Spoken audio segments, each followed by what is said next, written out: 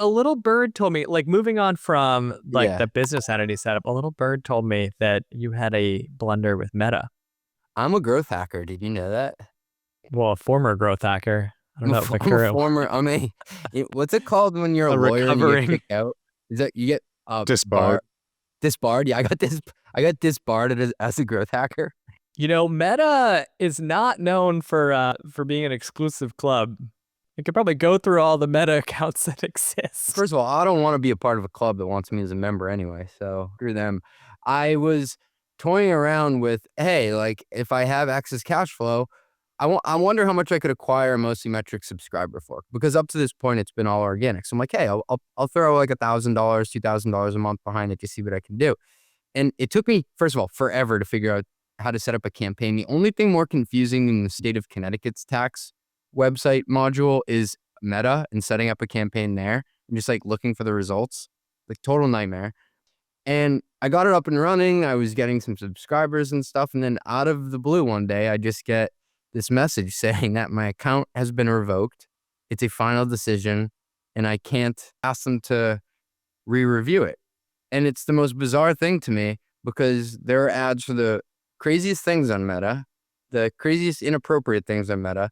And I'm doing like charts about valuation multiples. Did they give you a reason? They gave me zero reason. It did not give me a reason. It said I couldn't reapply. So like the whole thing, it felt like, and it also reminded me about platform risk in a lot of ways. Like it wasn't a great thing that I got kicked off from. Like, it's good that my whole business isn't like a Meta-based business, or we use YouTube and we love YouTube, but it's not our only avenue for distribution.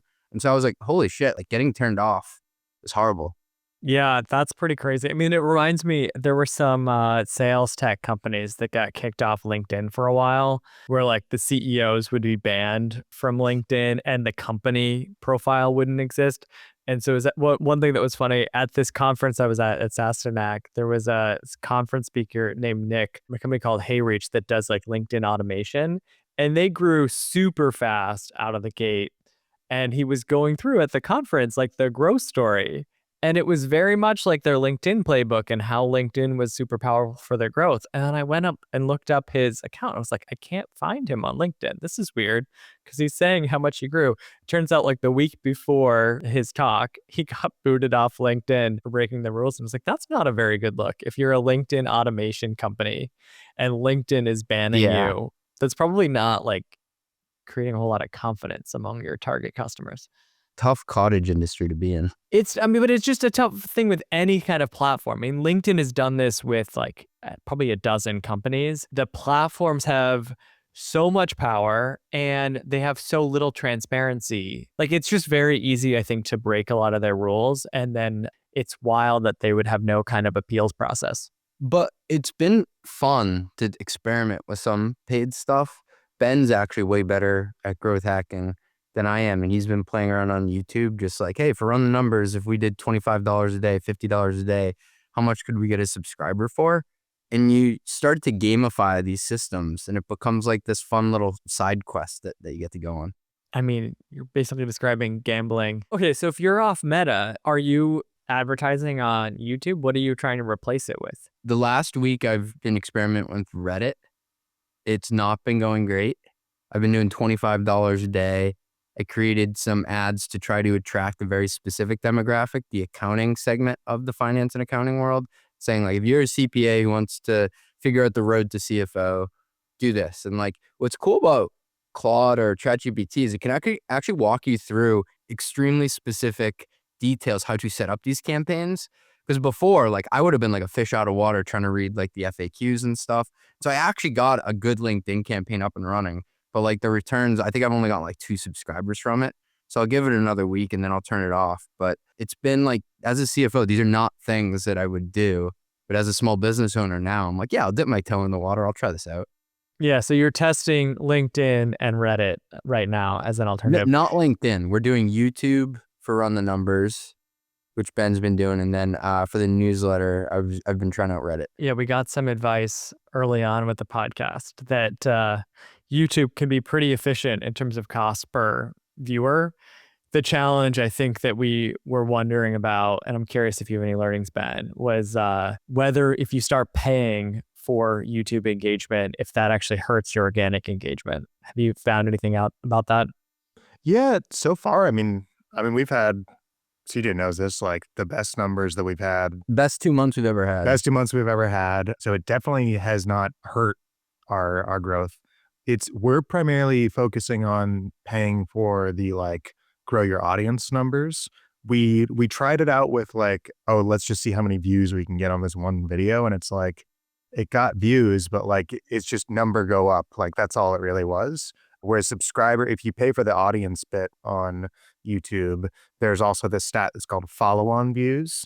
And it's like in 30 days since seeing this, subscribe to this channel ad, did someone come and like then watch another piece of content? So it's like a way to sort of validate like, oh, like not only is the number going up, but it's like these are actual people that are then watching something else that is not the advertisement.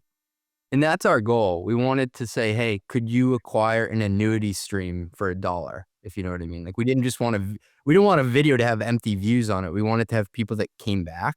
And so, and this is the fun part too of like being a small business owner. It can be frustrating at times, but like this is a part of my mind I never got to exercise. So to me and Ben going through the funnel of like how you take someone from like seeing your ad to subscribing and then to coming back multiple times over and over again to rewatch it. Yeah. Well, and if you see a channel work, it's also great because then you can just pour a lot more money into something and you're confident that the math is there. On my side, I've been doing Beehive's boost feature. So that's basically paying other newsletter writers to basically advertise my newsletter. What I like about that is it's like $3 per acquisition, which to me is, I think, pretty reasonable. And it's acquiring people that already like and want to read newsletters and are like going to a newsletter on purpose to subscribe. Plus you can pinpoint exactly who you boost with. So it's just relevant newsletters. So like topic wise, if someone likes another newsletter about marketing for tech startups, it's like they probably will like mine too. So it feels like a really good fit there. There are other avenues for recommendations. One's called Refind and another one's called Spark Loop. I tried each of those for a week, but I found that like my audience is so hyper specific that I was getting no CFOs from it. So say I got 50, 100 subscribers at a low cost. It actually wasn't the type of person I wanted. So I turned those off. So to your point, if you can target the other publications that you work with, I think that's where it makes it much more worthwhile. Like we recommend each other. We have tangential audiences. The metrics in terms of retention and open rate are way stronger from that than where I would get from someone just off of Google. One thing I've been thinking about testing is that for LinkedIn, they've been really big about trying to get you to boost your own posts, which feels weird. It's like, it feels like liking Feels your own dirty. post. Yeah. I'm fine with other people boosting my posts, but boosting Yeah. my own post feels really nerdy. That being said, they have a version of premium. So like I'm on LinkedIn Premium. If you do like LinkedIn Premium Plus, they bundle in like $50 a month in ad credits. How can you have a premium plus model? Can you give them some pricing advice? That's ridiculous. What's ridiculous about it? It's like, this is the LinkedIn super model. And then it's like, if you want the LinkedIn super duper model. I hate to break it to you, CJ, but everyone's adding additional tiers. Got to get with the ball game. I mean, there's got to be a way to expand your best customers, right? I gotta look what plan I'm on. So sorry, I cut you off. You're saying you get 50 I think credits? you're probably just on LinkedIn regular premium. So if you do the top tier of premium, they bundle in like $50 a month in ad credits, which I think is actually smart because if you see that it's working, you'll just pour more money into advertising. So it's a good way to get people to start advertising on LinkedIn in a semi-subsidized way. But I'm debating doing that because I've got some posts that do really well from an organic perspective.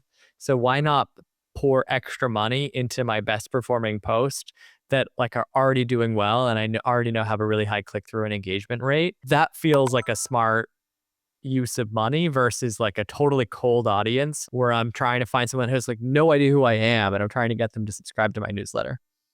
I agree. And it's already showing that people organically enjoyed what you said. You're not completely force feeding it. You're just widening the aperture. Ali and the team at Tabs are building something that directly addresses one of the biggest headaches I see finance teams deal with today: pulling data from your ERP, your CRM, your FP&A tools, and your usage systems and actually making it all work together. If you're running usage-based pricing or complex contracts, you already know how this usually plays out.